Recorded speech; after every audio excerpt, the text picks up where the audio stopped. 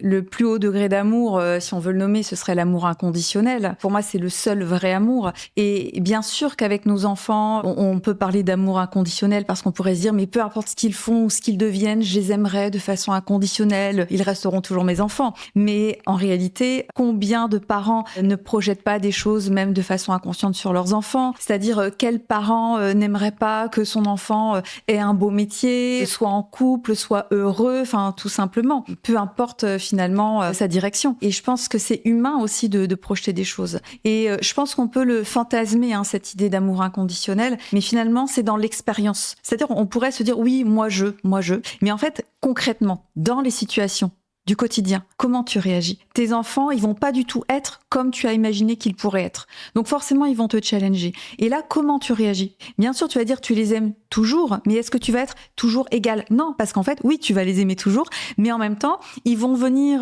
te challenger. Je sais pas, t'as un ado et tu vas dire oui, voilà, si ça se passe pas comme ça, t'es privé de ça, etc. Voilà, on est dans des comportements humains. Il n'y a pas de jugement par rapport à ça, mais j'invite vraiment juste à une observation et revenir en soi. Voilà, parce que tout ça, ça nous parle évidemment d'amour et on vient explorer à travers les enfants, à travers les relations et tout type de relations. Finalement, je dirais même avec la nourriture, finalement, ce ne sont que des relations qui sont censées nous mener vers l'amour. Mais voilà, il y a une expérimentation. Donc il y a une différence entre ce qu'on aimerait que ce soit et ce qui est. Et c'est ça que j'invite à observer avec beaucoup de bienveillance et simplement vivre.